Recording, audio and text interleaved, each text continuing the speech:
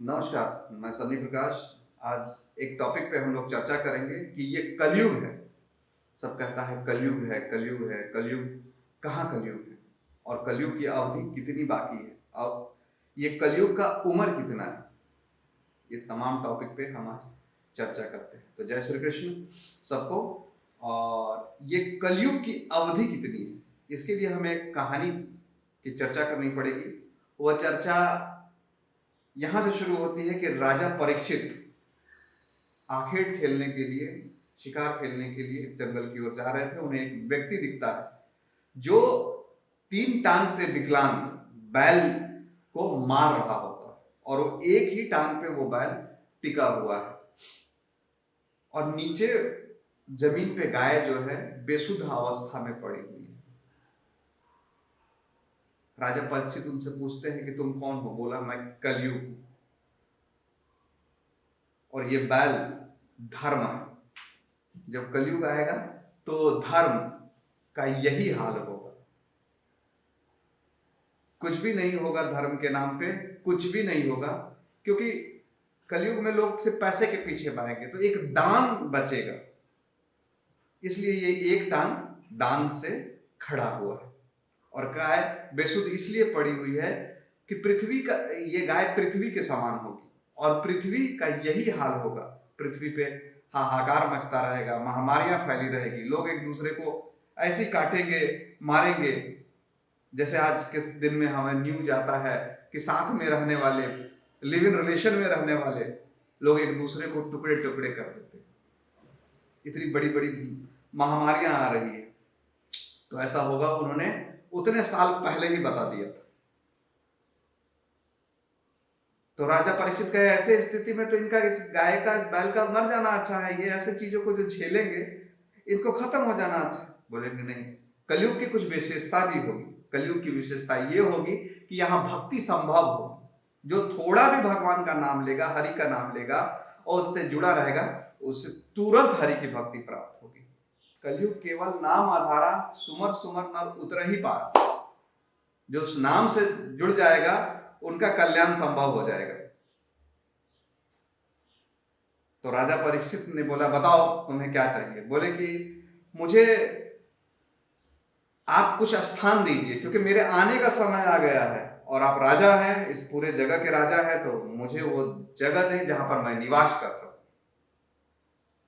राजा परीक्षित बोलते हैं कि तुम जहां जुआ खेला जाता हो, जहां शराब का सेवन होता हो, जहां अधर्म होता हो, वहां जाकर तुम अपना निवास करो। वो कलयुग हंसता है और कहता है, ये तो हमारे ही प्लॉट है।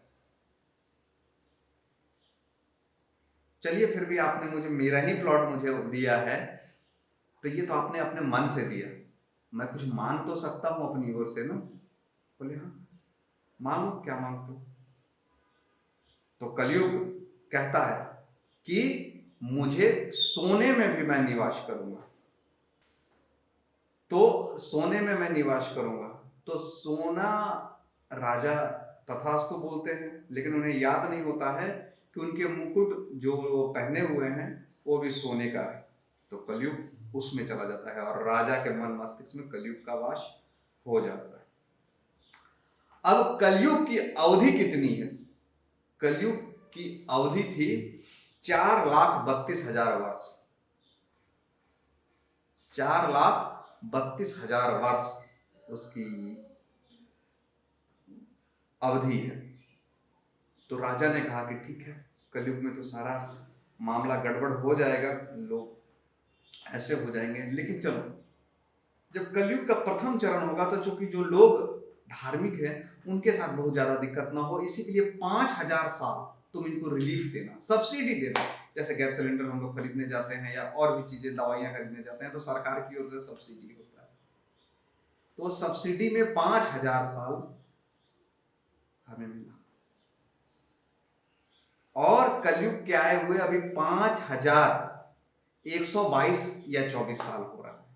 परफेक्ट तो मैं नहीं जानता, लेकिन लगभग इतना हुआ। तो 5,000 साल तो रिलीफ हो गया। 122 साल का ये कलयुग, इतना बड़ा कोरोना और इतना विकराल विकराल समय दिखला रहा है। जब ये अपने यौवन अवस्था पे होगा तो कैसा होगा? ये छोटा सा बच्चा कलयुग, अभी वो अच्छे से बना भी नहीं हुआ, एक बिंदु मात्र होगा। तो ये कलयुग ऐसे ऐसे रूप दिखला रहा है। आदमी आदमी के दुश्मन हो गए, एक छत के नीचे रह के लोग एक दूसरे का कत्ल कर दे रहे हैं, टुकड़े टुकड़े कर दे रहे हैं। महामारियां आ रही है, कोरोना आ रहा है, कई बीमारियां आ रही है जो लोगों के जनजीवन को तबाह करते हैं। जब ये अपनी यौन अवस्था को प्राप्त होगा तो कैसा होगा? अभी कितने साल बचे हुए हैं इस कलयुग के। जब कलयुग का लास्ट चरण चलेगा तो कहा जाएगा कि उम्र इतनी कम हो जाएगी कि लोग 8 से 10 साल में बुढ़े हो जाएंगे।